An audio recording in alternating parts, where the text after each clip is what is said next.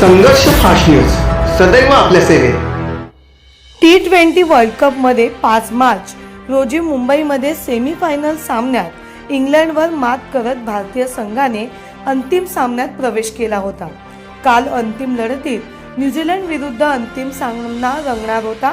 या अंतिम सामन्याचे थेट प्रक्षेपण मोठ्या स्क्रीनवर शहापूरकरांना पाहता यावे यासाठी आयोजक माऊली प्रतिष्ठान शहापूर अध्यक्ष संतोष शिंदे यांनी गुजराती नगर शहापूर येथे विश्वचषकाचा महासंग्राम क्रीडा चाहत्यांसाठी मोठ्या स्क्रीनवर डीजे सोबत संध्याकाळी 6:30 वाजेपासून सामना समाप्तीपर्यंत आयोजित केला होता। त्याचबरोबर उपस्थित क्रीडा चाहत्यांना नाश्त्याची व्यवस्था करण्यात आली होती।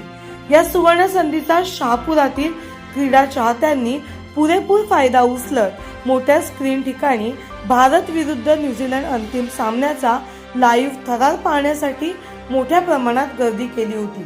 यावेळी प्रत्येक चेंडूनंतर क्रीडा चाहते T20 वर्ल्ड कप अंतिम सामन्याचा उत्साह दाखवत होते। भारताच्या खेळाडूंनी मारलेल्या प्रत्येक चौकार, षटकारानंतर व काढलेल्या प्रत्येक विकेटनंतर शहापुरातील क्रीडा चाहत्यांनी भारतीय खेळाडूंना दाद दिली। बघता बघता न्यूझीलंडच्या हातातून सामना निसटत चालला होता। भारतीय संघाने अंतिम सामन्यावर आपली पकड मजबूत करत रेकॉर्ड ब्रेक 20 षटकांत न्यूझीलंड समोर 256 धावांचे लक्ष्य ठेवले।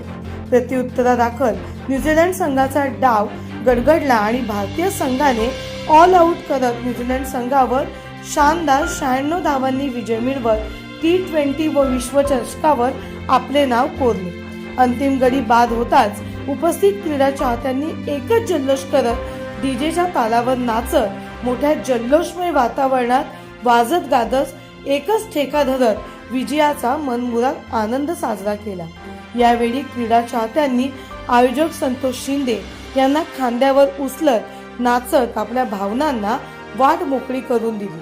सामना संपल्यानंतर उपस्थित प्रेक्षकांसाठी मोफत लकी ड्रॉद्वारे लकी विजेत्यास सायकल बक्षीस देण्यात आले। या विश्वचषकाच्या अंतिम सामन्याच्या मोठ्या स्क्रीनवर थेट प्रक्षेपणासाठी माऊली प्रतिष्ठान अध्यक्ष संतोष शिंदे यांसह युवक सैनिक राष्ट्रवादीचे विक्रांत शिंदे व पंकज पवार यांनी विशेष मेहनत घेतली।